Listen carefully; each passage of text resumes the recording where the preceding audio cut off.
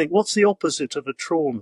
Because, when often you have traumas and you forget them, because you blot them out of your mind and they stay in your unconscious. Well, this is like the opposite of a trauma. It's like whoa.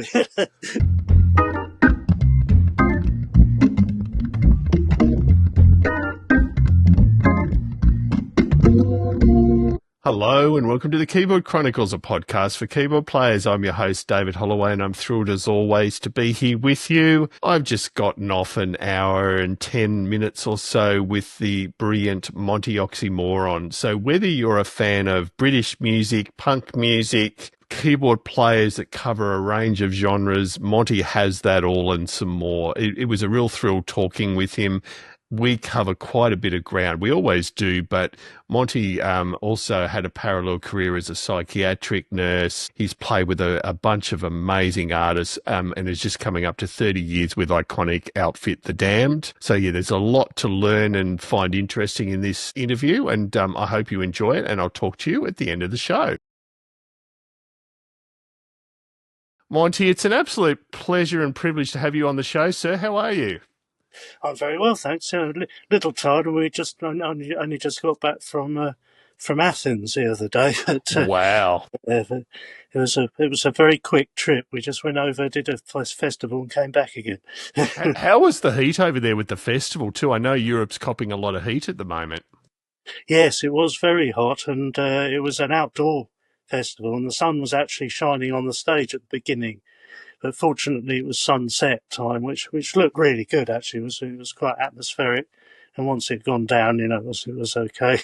Yeah, absolutely. And we're going to talk lots about The Damned in a little while too. So I'm keen to get back to that. But we'll talk. Well, I thought we'd kick off just in a standard way and just talk a little bit about your musical upbringing. So what was your younger years as far as a child into teenage years? What was your development in music? Right. Well, the musical side of my family was on my mother's side, really. My father was a historian, and so he was into sort of philosophy and history of ideas and things like that. But my mother's side, my mother played the piano, but her parents were in a swing band in playing for the troops. My grandmother on piano, who also used to do the silent movies, improvise the silent movies. My grandpa on clarinet. Sadly, I never heard him play. Apparently, he was very good at both classical and jazz, but he'd given up by the time I was old enough to know what was going on.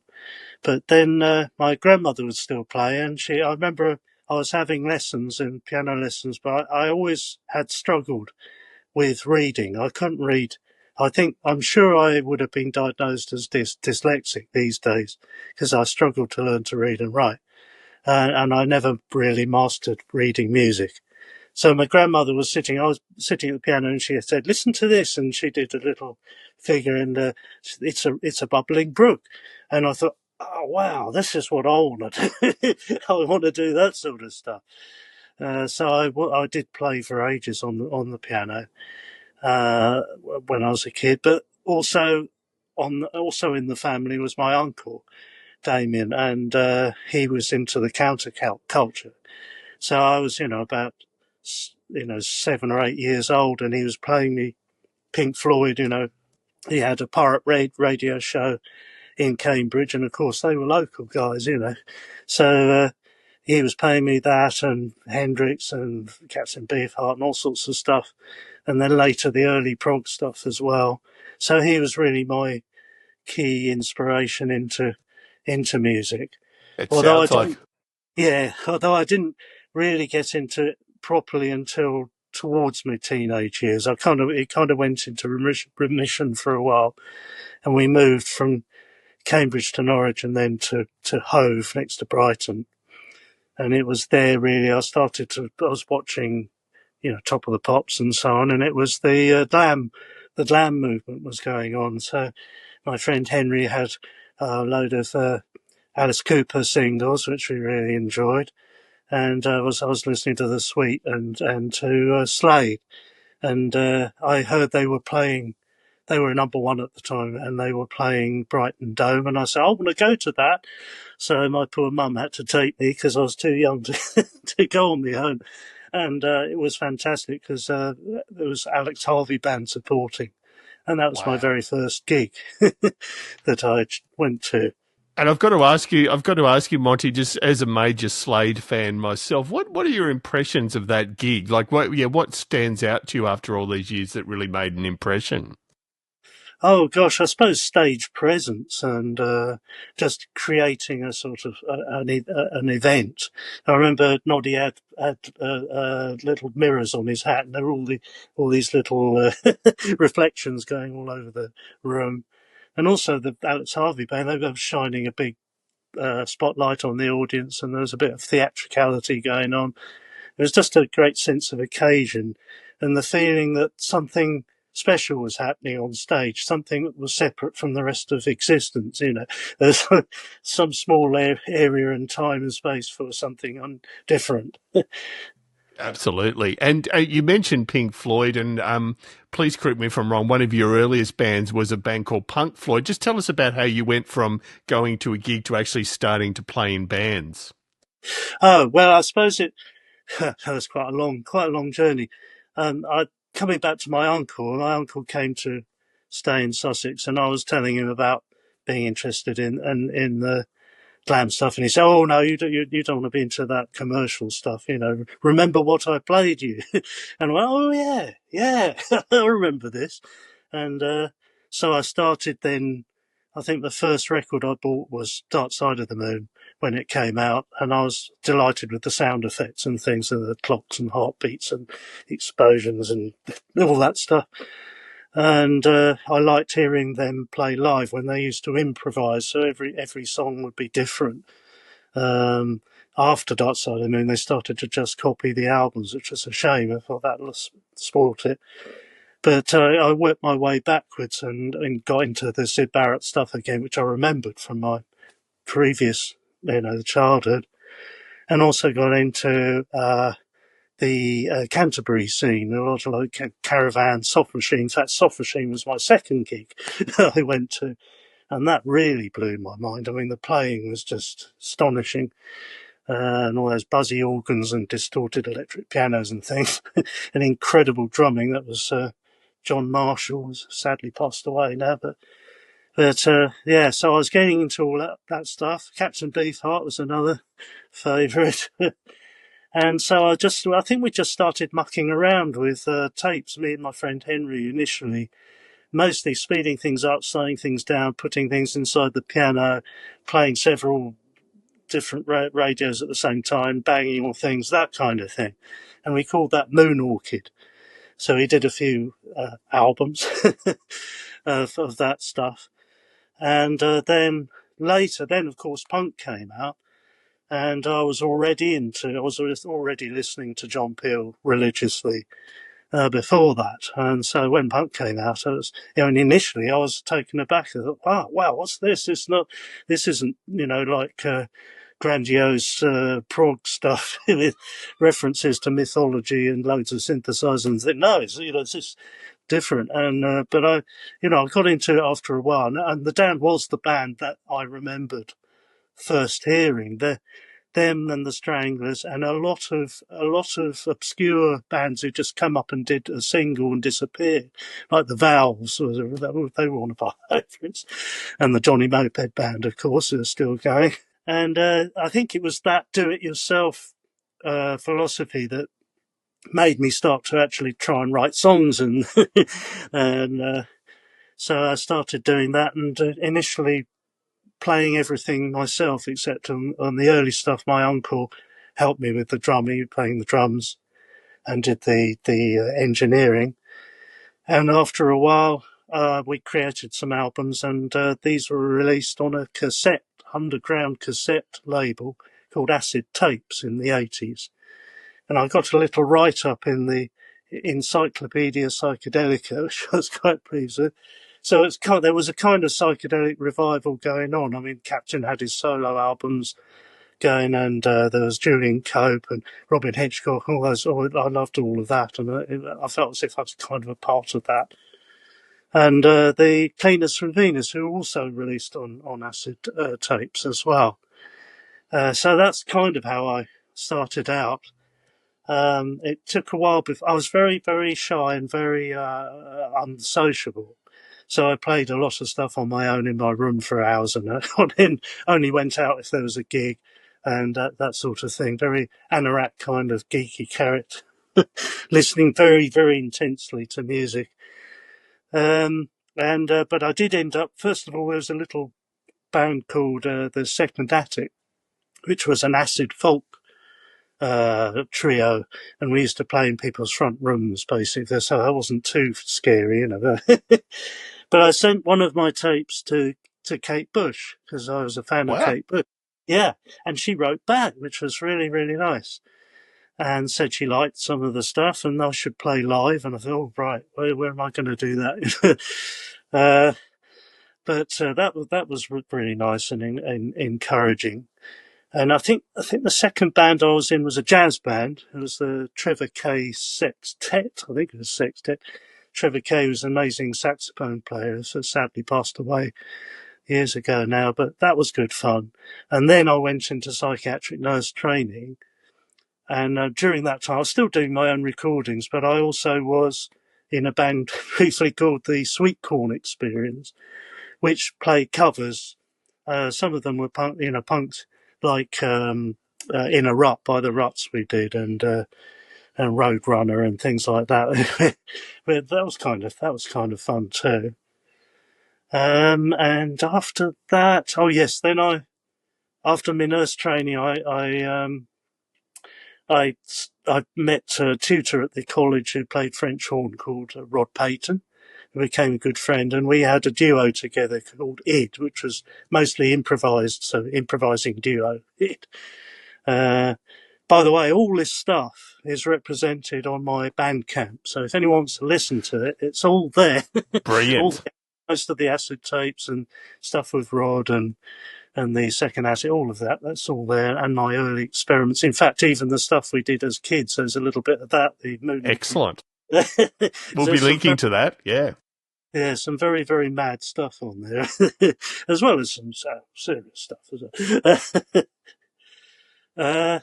So where am I? Yes, so I studied related arts at college, which was really good fun. So it was combining art, music, literature and dance while playing with Rod as well. And that was like after my nurse training and working as a nurse for a year, that was like a playground for me. It was just so I was interested in the ideas as well, studying the philosophy of art, aesthetics and all of that kind of thing and the history. So it was great. And I had the idea of becoming an art therapist. So the next course I got on was art psychotherapy at Goldsmiths in London.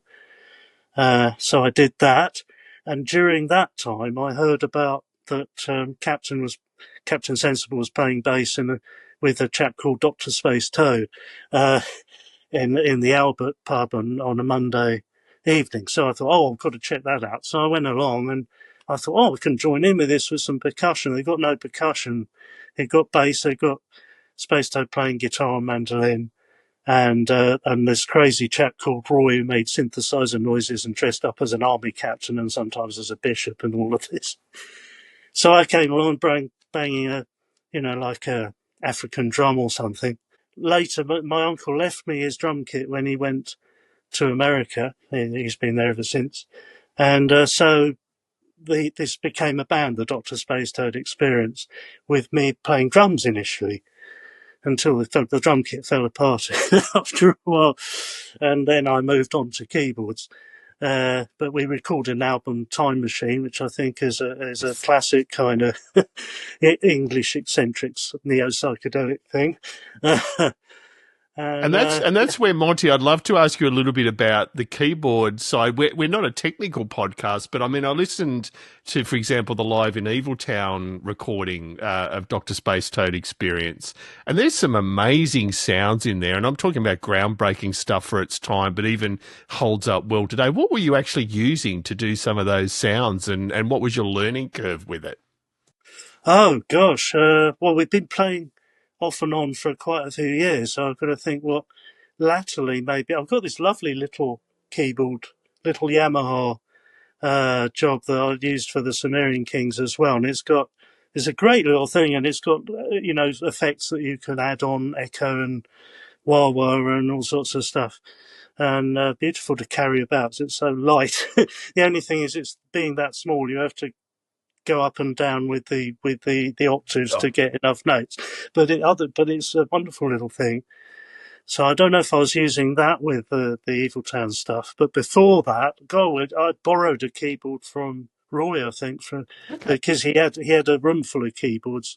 I didn't have much money, so I didn't really own very much. But he used to play the synthesizers amidst his rubber plants into the night, and I was trying to sleep upstairs. It was quite a nice way of getting off to sleep. But yeah, I think that's probably the thing, various things. And then later I did use the Roland VK8, which I also use with the Damned for organ and pianos. Yeah, so I was about to say, because there's lots of lovely organ in there. Okay, that explains that. That's great. And so, I mean, I know we've covered Dr. Spacetoad very briefly, and in 1996, and it's mind-blowing that you're coming up to your 30th year with The Damned, but just talk to us about the bridge between sort of Spacetoad experience, and obviously Captain Sensible being involved in that, and you finally joining The Damned yourself. Yes, well, after we did a tour of the North with the Dr. Spacetoad band and some local gigs. And then Captain asked me if I'd play keyboards in his band, which he called the Punk Floyd. And so we were playing, stuff like What and Happy Talk, punky version of Happy Talk, Brenda, songs like that from his solo albums. And it would be so nice at a Pink Floyd cover we did. And so started touring with him. And we were supposed to be doing a joint tour with Dave Anian's Phantom Chords. But they ended up only doing the last gig at the Mean Fiddler in London. I think things weren't going well in the band for something. It was falling to bits or something. But anyway, that was where we met Dave and where he and Captain started talking about possibly getting another version of the Damned together. And I didn't think anything, I thought, oh, good, yeah, I've missed Captain in the Damned. I think that would be good, I had no notion at all that I'd be involved in. And then suddenly, I can't even remember how I found out. I was thinking of this. I was trying to think, what's the opposite of a trauma? Because, when often you have traumas and you forget them, because you blot them out of your mind and they stay in your unconscious. Well, this is like the opposite of trauma. It's like, whoa, this is a great thing. An epiphany, or perhaps, I don't know. But anyway, I can't remember who told me or how I found out, but suddenly I was in the Damned. And we also had Captain's drummer called Gary Dreadful at that time, and initially Paul Gray, who is now back in the band now, and that was the lineup then. Yeah, amazing. And did you, given that you'd already played, you had a lot of playing experience, it sounds like you weren't needing to audition for The Damned, and I'm assuming you picked up the songs pretty quickly, and then obviously you developed new songs as the sort of new version of The Damned, or the next version of The Damned? Yeah, all the songs were very, very familiar to me because I had them in my record collection, Black Album, Strawberries. In fact, it was Strawberries. I think it's when I bought that and I heard the keyboard playing on it, and I was thinking, oh yeah, that Roman joke's pretty good. I thought, I wish I could have a chance to play with these guys. That is an honest truth, Really, be careful what you wish for. Yes. But yeah, so yeah, they were very familiar to me. The one that was most difficult to learn was funnily enough Eloise. So I didn't know that so well. I didn't have it in the collection because it wasn't on the album. And so that was a bit more tricky to learn, but I did get there in the end with it. And, Yeah, yes. absolutely. And I mean, how much time did you have between joining the band and playing your first gig? Do you have recollections of those first gigs with The Damned? Oh, well, it was pretty quick. The very first one was really a warm-up gig at Harlow Square. I think I gather it doesn't exist anymore now, which is kind of sad. But yeah, it was a warm-up gig before some festivals. And in those days, the festivals were absolutely completely mad. I mean, really punky, but lots of spitting, throwing beer, throwing stuff, chucking stuff. And there's I wouldn't want to do it now. I'm glad those festivals are not like that. I mean, we're doing Rebellion, but Rebellion is nice now. It's Yeah. peaceful. It's harmonious. It's not like those days where I remember being in this big room in Birmingham, and there's a great big pile of beer cans on the stage had all been chucked there, and someone was throwing a chair, a fold-up chair around. It was so bloody dangerous, and there were all these people collapsed in piles of vomit in the corridors, and a great big echoey, rumbling noise of the punk stuff. Absolutely mad it was. Do you have any recollections? And I mean, I'm aware of sort of that scene more broadly. And you mentioned the Stranglers. I know the Stranglers have many stories of similar things, of fisticuffs with audience members and stuff. Yeah. So, any particularly memorable nights with either other bands or yourselves where you thought, "Oh, gee, I'm glad I got out of that alive." Yeah, I don't remember so much violence, thankfully. It was mostly people throwing. The worst thing was throwing beer. It really used to annoy, especially after I started. I'd buy a new keyboard, Yeah. and I'd have to learn to program it and put some sounds together. And I got this brand new keyboard, and then two songs in, somebody chucks a load of beer on it, and it really used to piss me off. Yeah. Because it wasn't good for the keyboard. I mean, keyboards don't like to drink beer. So yeah, that. In fact, those early years were quite tough in Britain. A lot of people didn't accept me. A lot of the people didn't. They thought, "Oh no, it shouldn't be keyboards in punk," even though there's plenty of keyboards on the albums, but they didn't seem to accept it. They didn't want it. They didn't like what I did. They could say quite obnoxious things online, and they'd spit and they'd shout abuse and throw Wow. beer, and it was quite traumatic. Only in Britain, I should hasten to Yeah. add. When we went to America and other places, no problem at all. We just, they accepted me fine. But in Britain, it was difficult. I mean, it's quite strange, isn't it, Monty? Given in parallel, and sorry to mention the Stranglers again, but Dave Greenfield was paving that way as well. It's not as if you were alone in that. So it's interesting that was still an issue. Yes, I should have asked him if he had problems with them throwing beer on his keyboard. I met him a couple of times. I didn't think to ask. I can imagine him jumping down the audience and punching on, but Yeah, probably did. Yeah. No, the best I could do is just shout abuse at them, and I think there's some bits of that on YouTube. I haven't watched them, but not not very, not great memories. That no.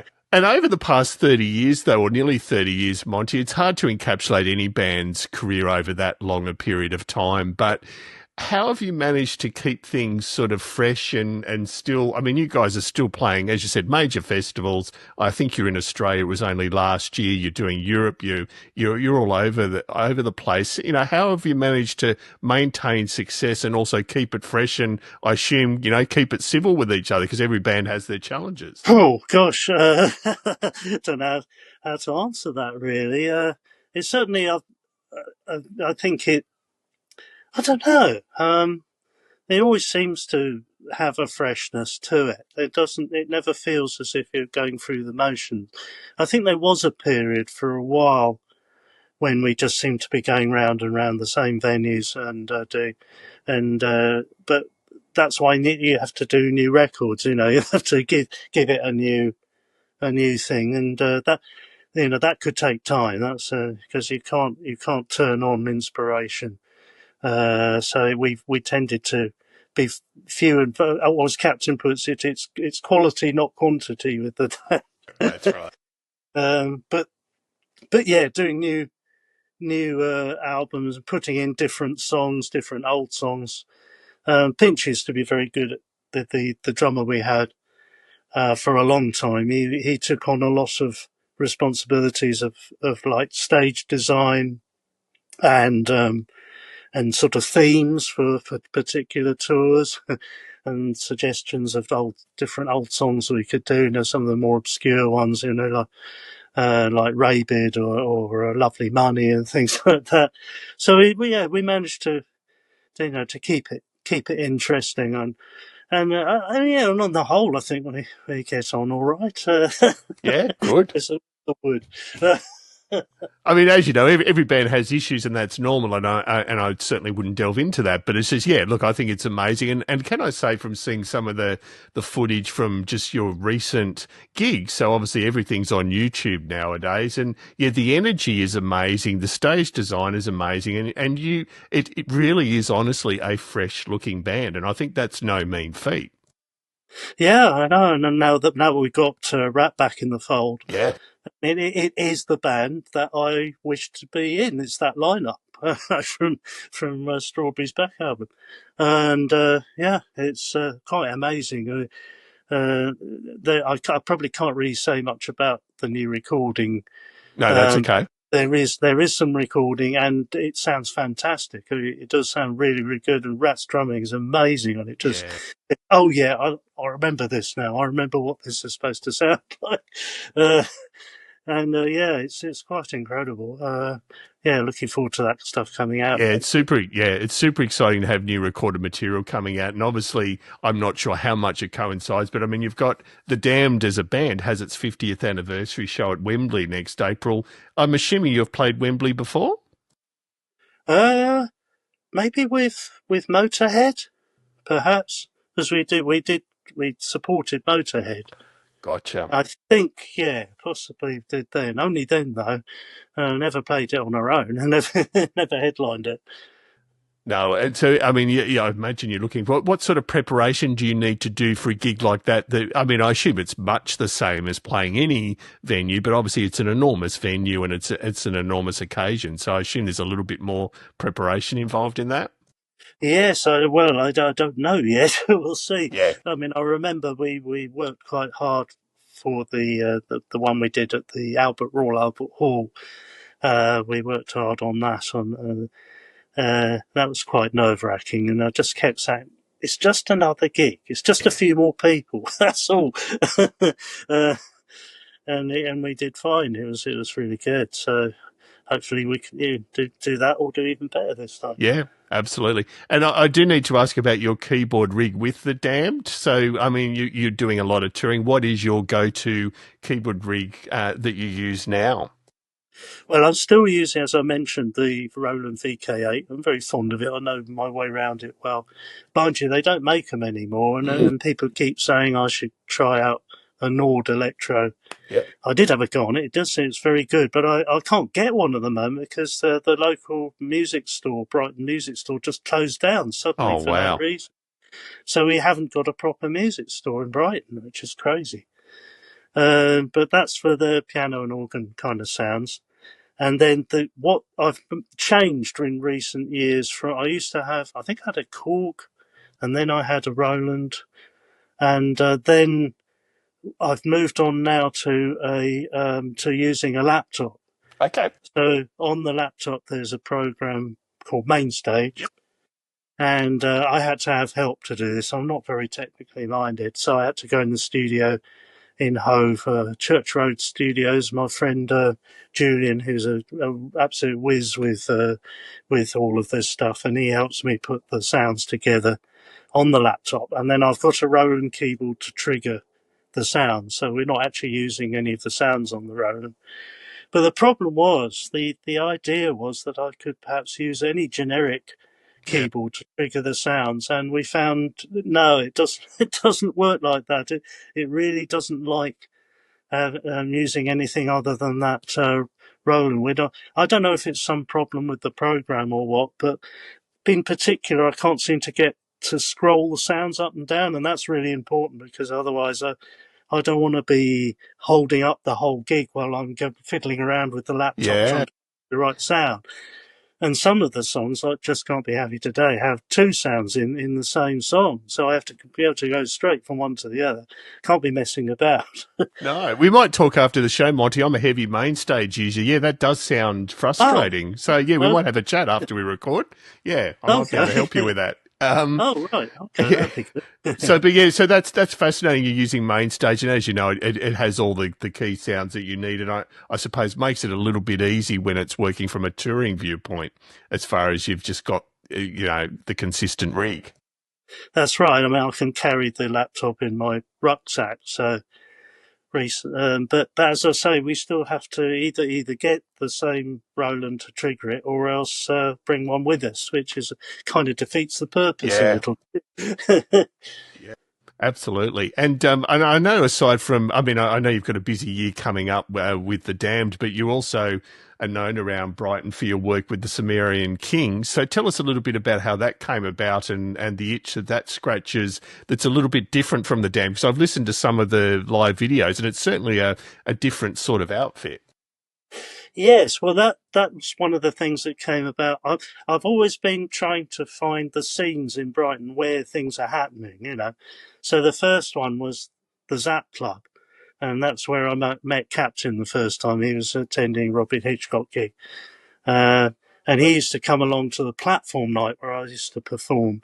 As a result of Kate was saying I should do stuff live, this was the perfect place to try stuff out, and it was compared by the wonderful Mr. Ian Smith, who sadly passed away. But he always got every good, enthusiastic welcome for anybody who was doing anything, whether it was crap or good or what it was.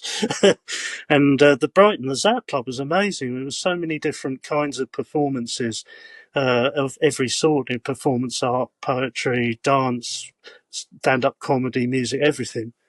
So there was that, and then from there, when that closed down, there was a thing called the Zinc Bar, which was a similar thing, but that moved around from place to place.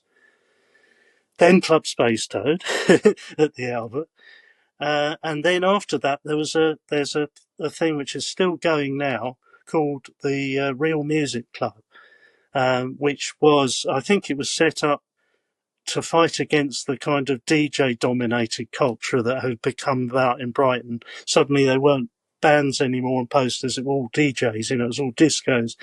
So it was a Real Music Club gig where I did a solo piece, and my friend from college, Ross Clifford, came up to me and he said, "We're in a band." I said, "Are we?" And he said, "Yeah, they're called the Sumerian Kings." "Are they?" "Oh, okay." And that was that. So initially, it was very wacky. Initially, it was just him doing his kind of poetry and stuff. And later, he added very noisy guitar, two saxophone players, myself playing keyboards, and a conga player. That's right. But after a while, it developed, and we more. I seemed to become kind of centre of gravity. I wouldn't say I wasn't the leader of it at all. It was just like it revolved around me. There was different musicians coming in. There's some very good musicians, very good bass player, Andy Powell. He's a great, very, very good bass player. I remember jamming with him and Captain. Captain said, "Oh yeah, he's good, you know." And sax player Steve is very good. And there's harmonica player Stuart, and yeah, we just became a sort of band. I suppose a festival band mainly. Yeah. Did local gigs and played festivals, mostly hippie psychedelic festivals like Cosfest, which I gather has just happened. I think the Cosfest Okay. this year. Uh, and the sound evolved after Ross left. We got Tony Green, who's the singer.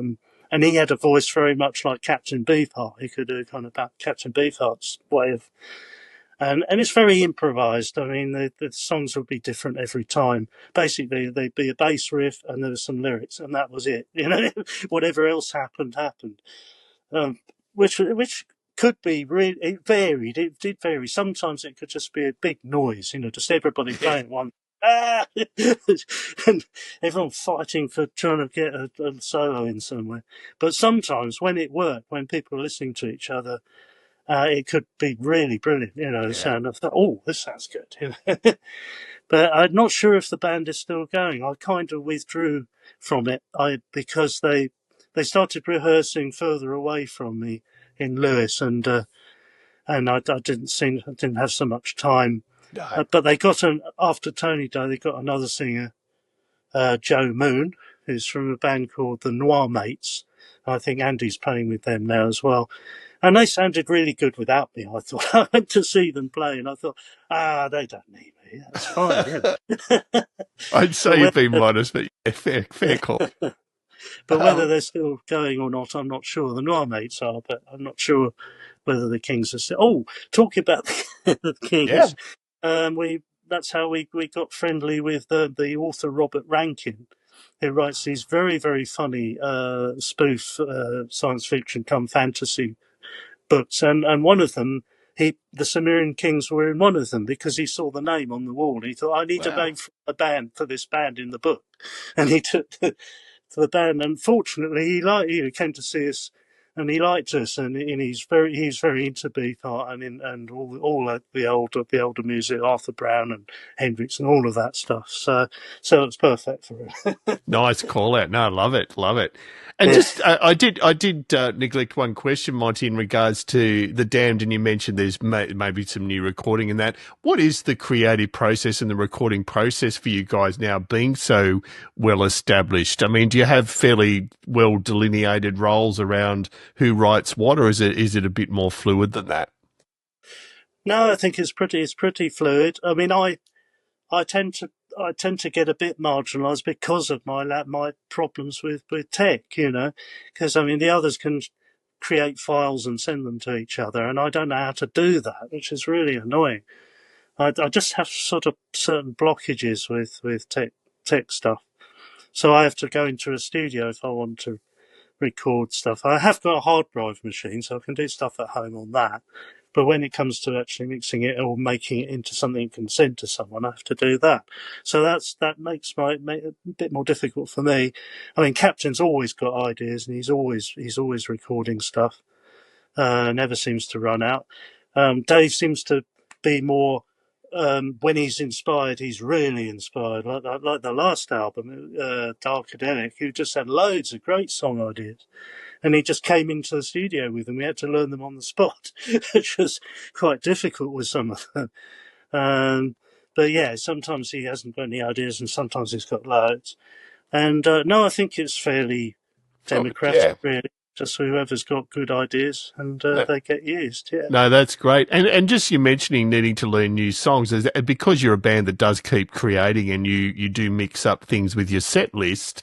How do you prompt yourself to remember the song? So, I mean, I know in my case, I use MainStage as a prompt. I have some notes there. How do you make sure you recall all this stuff? Because it's not easy. No, most of it seems to be stored in the cerebellum, fortunately, because I can't. I live in this me and Kirsty live in this pokey little flat, and I don't even have a piano here. There's no room for a piano. So of course I've got electric keyboards, but it's not the same, you know what I mean? And they were all stacked away. So I have to drag one out, put it on the bed, plug into an amplifier, play, put it away again. So fortunately, I find I don't have to do so much unless they want to do a new song. Actually, they sprung that on me at the American tour. They suddenly wanted to do Is It a Dream, which we've never ever played. And, I struggled to learn the very beginning of it. I messed it up, I think, up to about 4 times before I got it right. I've got it right now. Yeah. But, they could have told me before we set out that they were going to do that. And I would have worked on it at home and learnt it by ear. So it's just really just by ear, playing the CD and playing along with it, or YouTube, and like that. No, that's more than reasonable. And that's probably a good segue, Monty, into a train wreck. So is there a time with The Damned or any of your other collaborations or bands where something's gone spectacularly wrong that you can laugh about now? Oh, gosh. I suppose there was the tour with Rob Zombie. Oh, wow. That was pretty awful. I mean, he himself was very nice, and he was a fan of the band, so he took us on tour. And these were huge, stadium gigs, massive. But his fans couldn't stand us; they didn't like us, and they chucked stuff, and they chant zombie, zombie.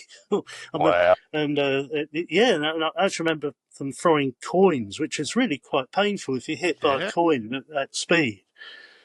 Kept having a lump on his head, and it was pretty bad. But I do remember us once making that zombie chant into a kind of conga. Zombie, zombie. We were doing that on stage. I don't. That's gold. I love Yeah.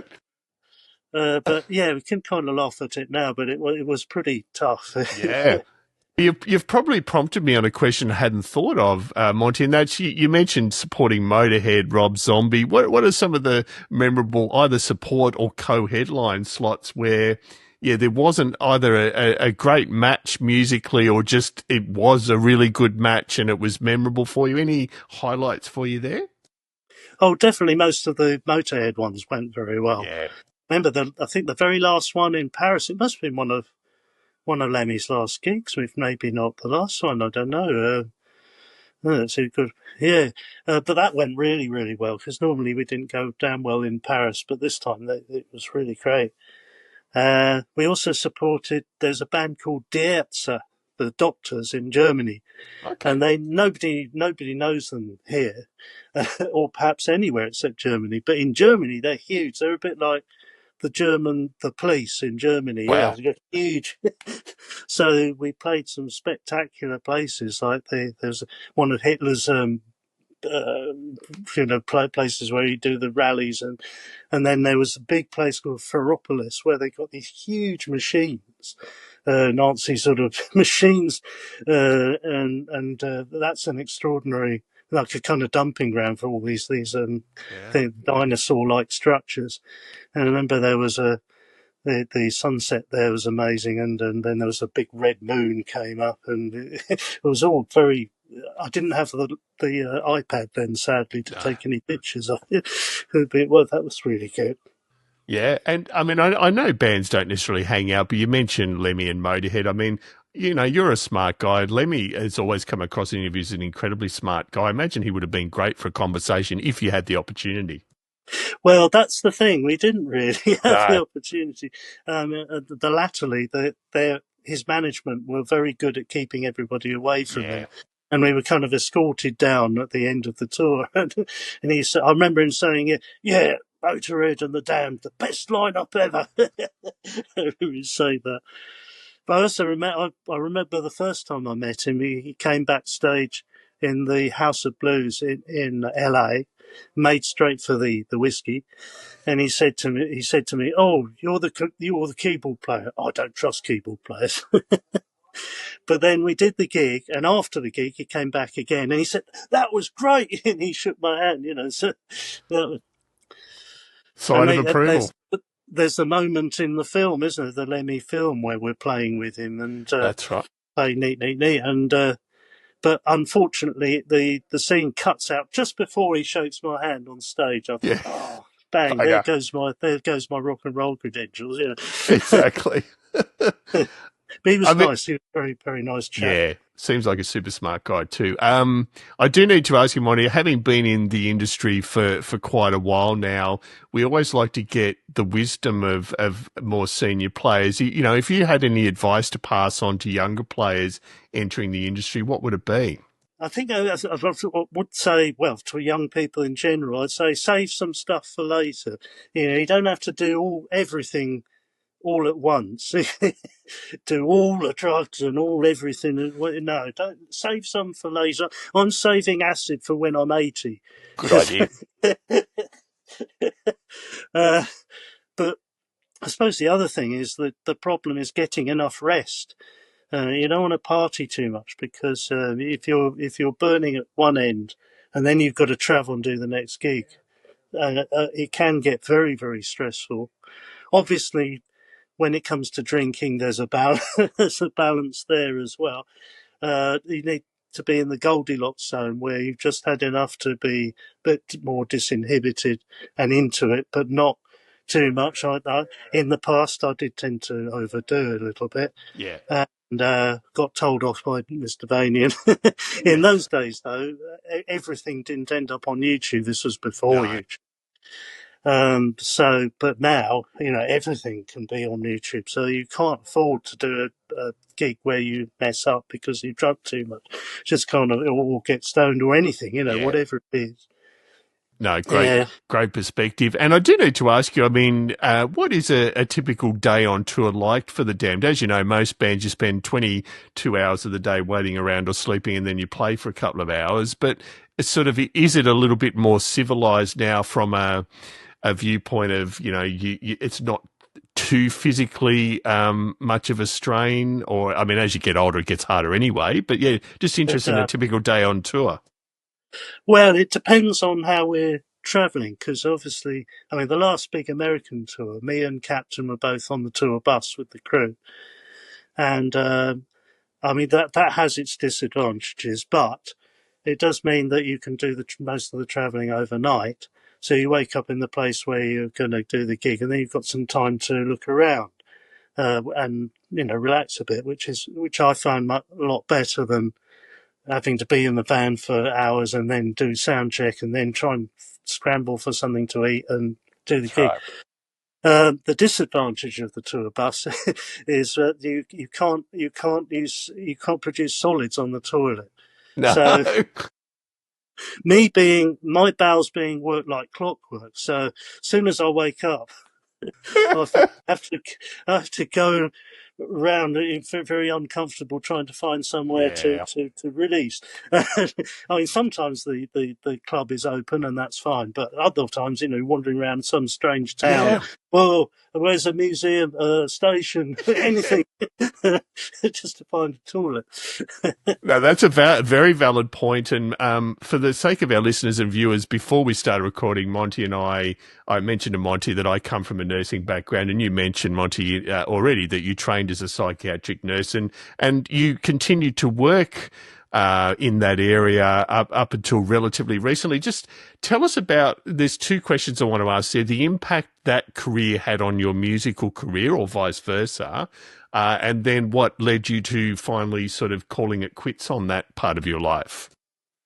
Well, initially I got into nursing because I never thought I'd ever make any money from music at all. I just thought it's not going to happen. So I thought, well, I need a career to earn some money while I'll still keep the music as a hobby and so on.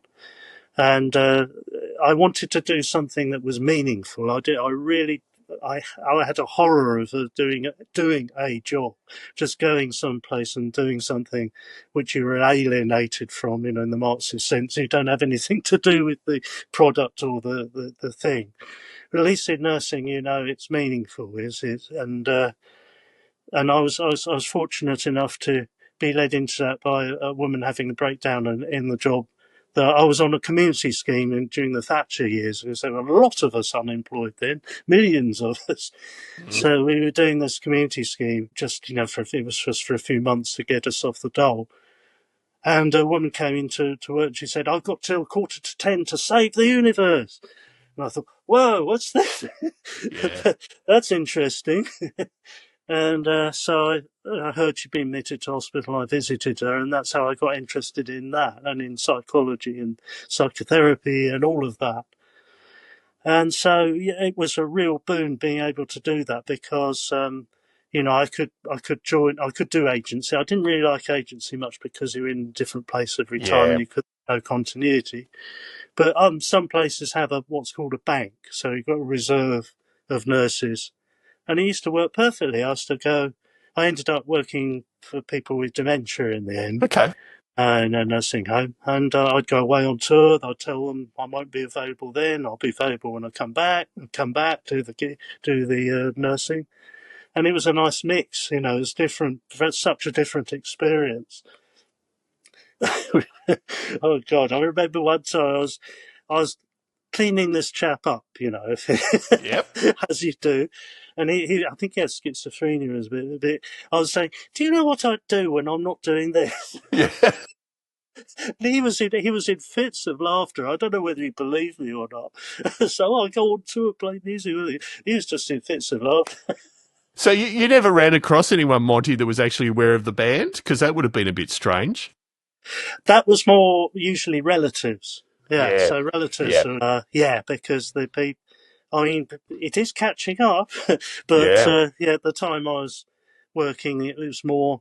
I remember there was the chap there who I was talking to him about the Pretty Things. So, I mean, the Pretty Things are a 60s band. So it is creeping up. It's not Max Bygraves anymore. No, It won't be long before they'll be playing the Sex Pistols in the nursing home, that's right. if they're not already. So yeah, it didn't. Oh, that was another funny thing. I was on my Please. way to work in the nursing uniform I had, and I was sitting next to this guy, lovely chap called James, who I'd come across in nursing. He'd been in the acute uh, hospital in Worthing when I'd been working there. But he moved to Brighton, and his thing was to dress up in the most crazy, ridiculous costumes he could possibly find and just walk very slowly through the streets of Brighton. So he was on the bus, and I was sitting next to him, and dressed up, and I said, "Now, out of us two, who do you think people would think was the rock star?" Yeah, that's right. That's gold. I love it. And so, what made you sort of end that part of your career, Monty? Just you sort of it felt like it was time to retire, or Not really. I didn't want to.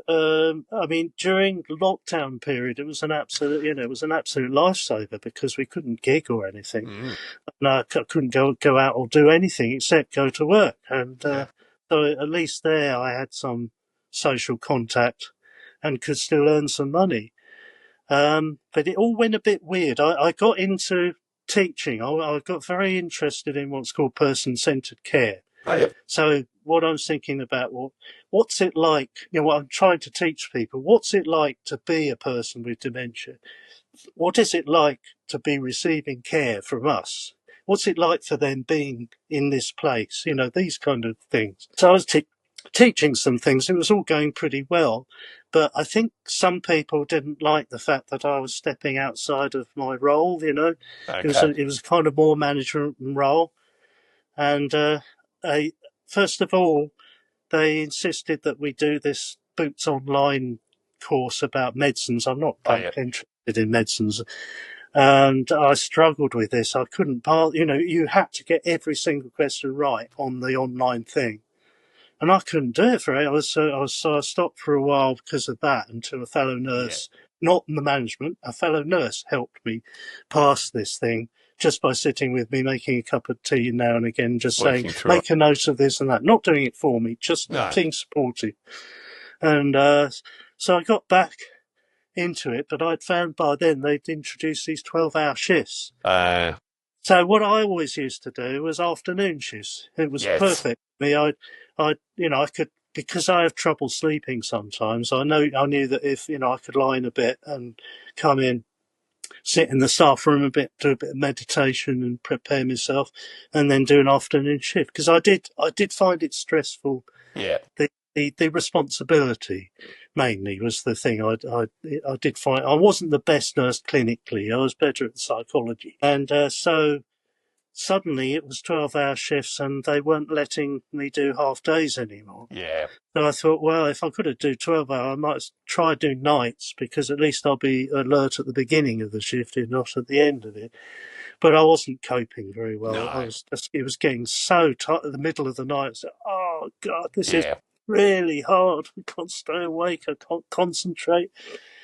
And I was getting all the regular things done, but if an emergency came up, I wasn't very good. I could, yeah, I was relying on the carers, and it's no good. You can't do that. no, no, So, yeah, so reluctantly, I I stopped. Well, basically I went to a meeting and they were saying, I said there, can I do half days? No, you can't, it has to be.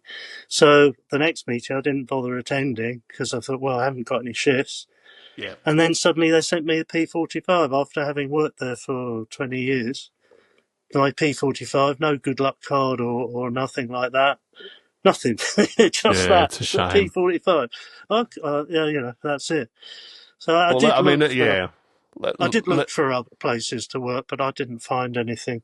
Again, they all seem to be doing 12-hour shifts 12-hour mostly. shifts, yeah. Yeah. Well, I mean, for what it's worth, Monty, let this other nurse who works at least broadly in the music industry, thank you for your service to the profession, because I'm sure it is appreciated by a lot of patients. Um, And so I'll jump back, Monty. I've got the dreaded Desert Island Discs question, so I know I gave Oh, you a yes. slight warning. So this is 5 albums. If you had to pick 5 go-to albums across your lifetime that made an impact on you, what would they be?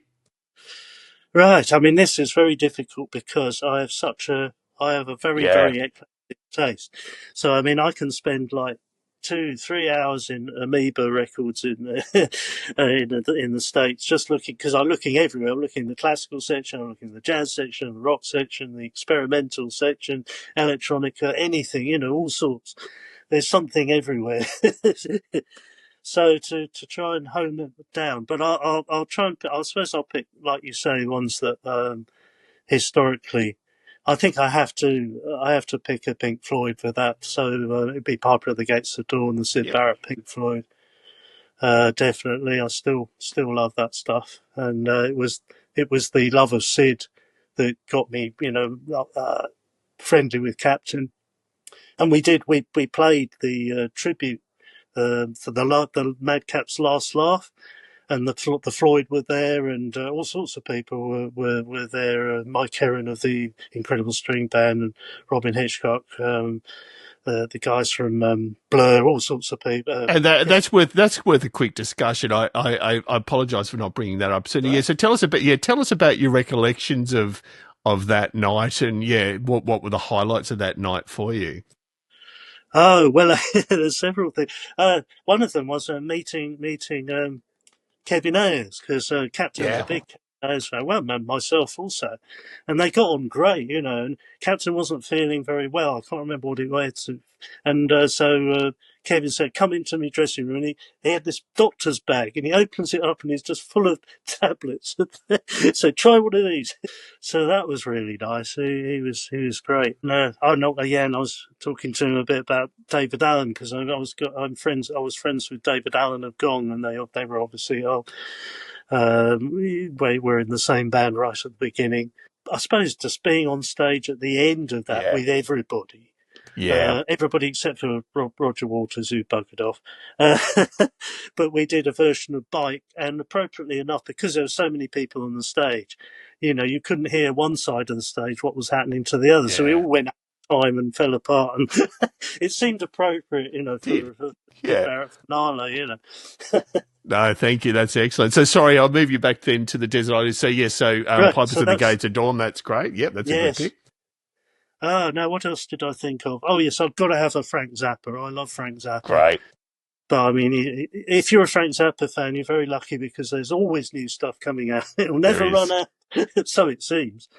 So I'll pick Uncle Meat for that one. It's a Nice. nice early Mothers album. I love every part of it. I could say Civilization 3. I love that stuff as well. All these synthesizer, these computer music.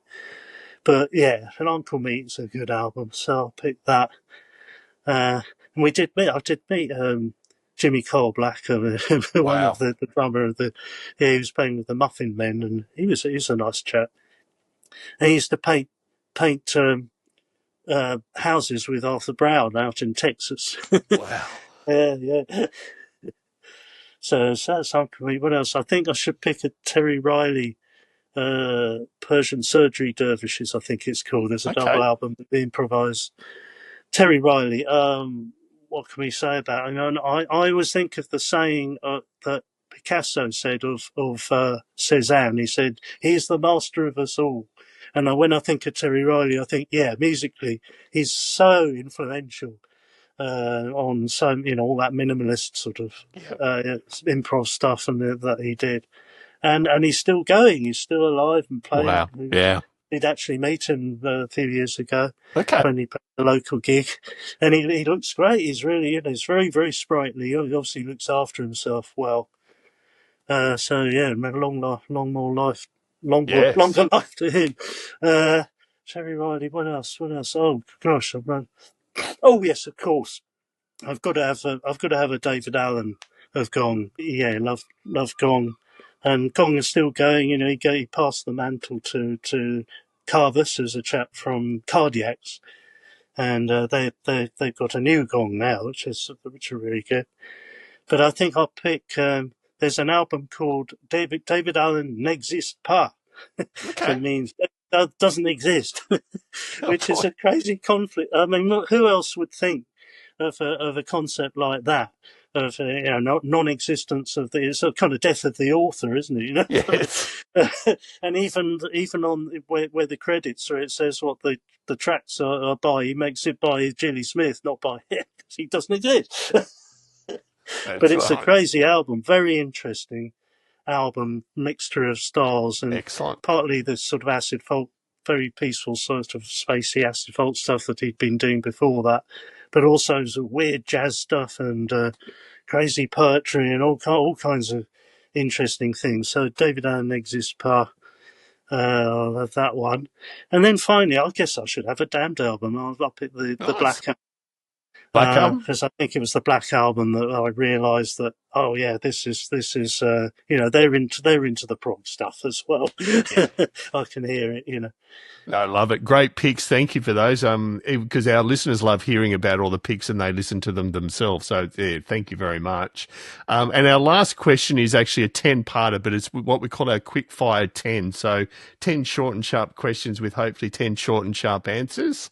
Monty, the first part is the first album you recall hearing that had a big impact on you. It sounds like Dark Side of the Moon was perhaps it, but was there another album that it really had a big impact on you in the early Oh, I days? think this is good. I can I remember my uncle putting headphones on my head and he's saying, "Listen to this," and it was the Crazy World of Arthur Brown.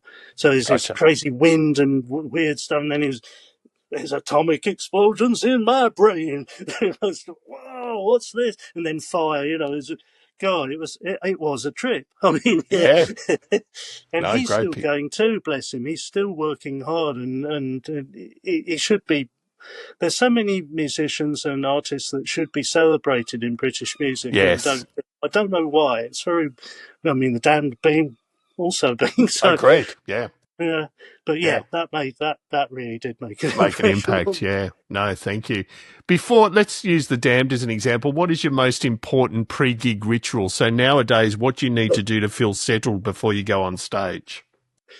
God, that's a good question. It's difficult. Yeah, I never know what to do with myself. If I'm very tired, so I've been listening to some. There's a electric Miles Davis one called Dark Magus, and it's really that kind of can elevate, make people. Yeah. I take some supplements as well, like ginseng and ginkgo and guarana, those things. I need a little drink, yes. Yeah. I'm afraid so. Yeah, not too much. Yeah, I remember Pinch taking the piss out of me, saying, "Oh, there you go, looking at the wall, making sure it still exists." Instead of I love so, it. yeah. No, that's good. Great. Great. That's a ritual. That's good. We sort of know the answer to this because you did have two careers, so it's a bit redundant. But if you hadn't been a musician, what do you think your career choice would have been?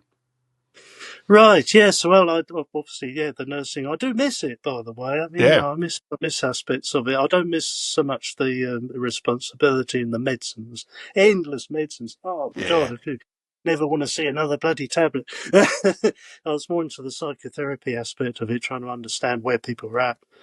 Um, and I did kind of want to be a psychotherapist, but I don't know. Maybe it was better being a nurse therapist because it was less formal. The thing Yeah. of sitting down for 50 minutes with one other person and trying to do it all in that way.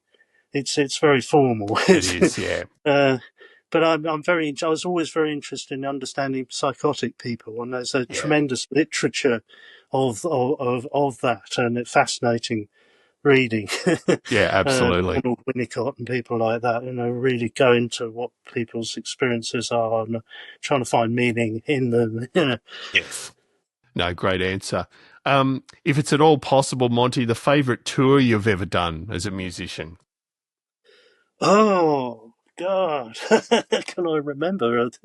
Don't know. Yeah, that's very difficult to say. I mean, I do like touring the States. I must admit, there's certain places. I mean, so when my dad took us to Berkeley when he was teaching there for a term, and I was unemployed at the time, so I went along with And, I was just amazed by San Francisco. And I remembered at the end of the trip thinking, oh, I don't suppose I'll go to this lovely place again.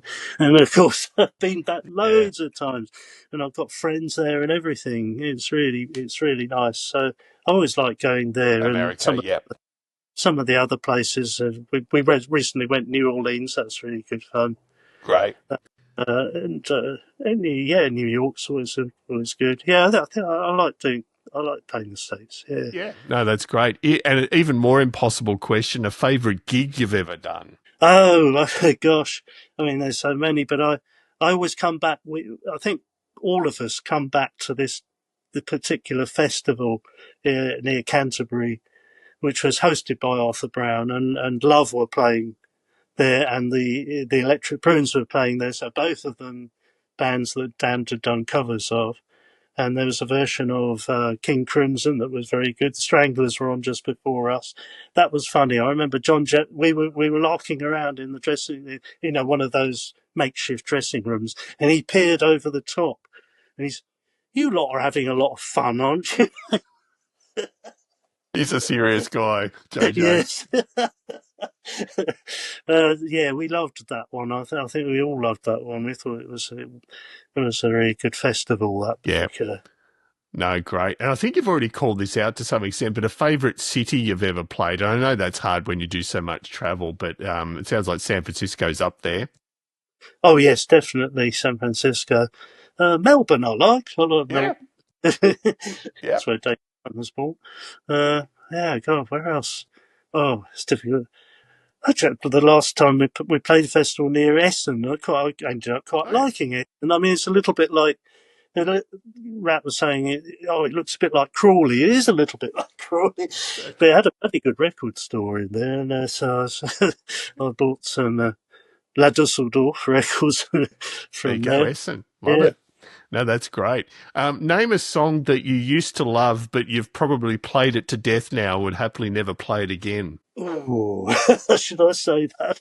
Oh, yeah, and I understand you may not be able to. Yeah, so it doesn't. Yeah. I suppose, I don't know. It's difficult, when I think about it in advance, sometimes I think Eloise I've played enough.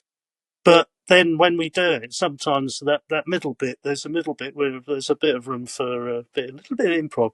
That which I haven't mentioned, I'm still very interested in improv, music that you make spontaneously. Yeah. And one of the things I do is I attend a thing called the Safe House Collective in a local venue. And basically people just turn up and pull names out of a hat, 4 people, play together, 10 minutes, quarter of an hour. You just make it up straight off. Great. No key, no rhythm, no nothing. It's just whatever you can do in that time, and I love doing that. So, I like little bits of improv where I can. Yeah. I like being able to do the solo at the end of Limit Club, and I think I should mention while we're on that subject, please. I should mention this. I think it's album that I've got coming out, a piano version of Dan's songs on yes, of course, Damaged Goods Records. Yeah, I think covers come out really nice. I think on the vinyl. I love the cover, and so that's obviously going to be available on vinyl. Because I tell you now, I'll be picking up a copy. It's on vinyl and CD. It's going to be the 5th of September, and that'll be via your Bandcamp, Monty. That'll be.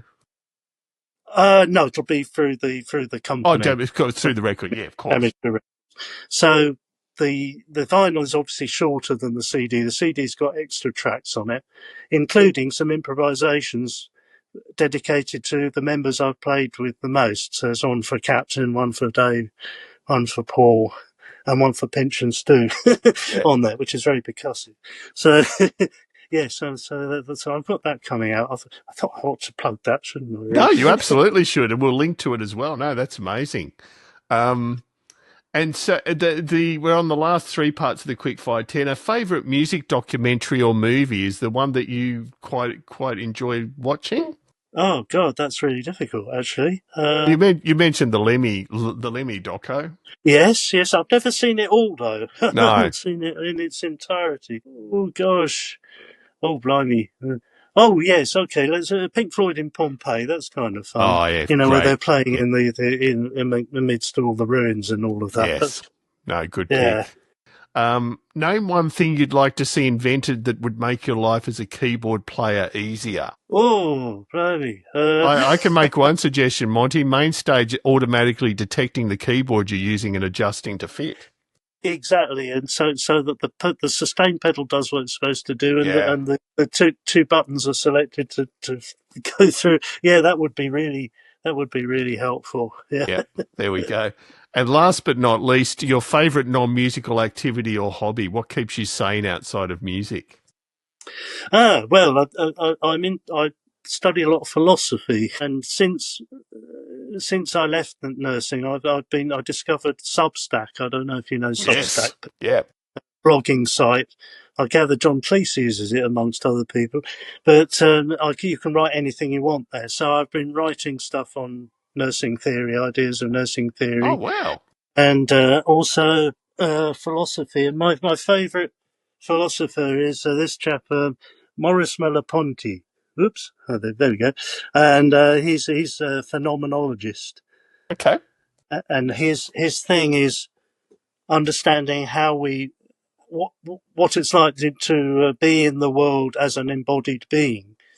So it's a really interesting and unusual way of thinking about it. I find it it's like meditation Yeah. almost, like Zen or Taoist kind of way of thinking, where we are a part of nature. We're not separate. We're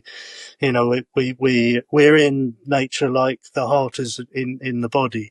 These kind of, and so I've been trying to explain. He's not easy to read. No. So I'm trying to pick out the stuff, make it easier for people to understand, and then relating it to other things like the psychoanalyst Donald Winnicott and people like that. So yeah, I like writing. I've been doing that on tour sometimes. I've been Yeah. reading stuff, writing stuff, and it takes me out of the touring space for a while, and also gives me something to do at home now. I haven't got the nursing anymore. That's right.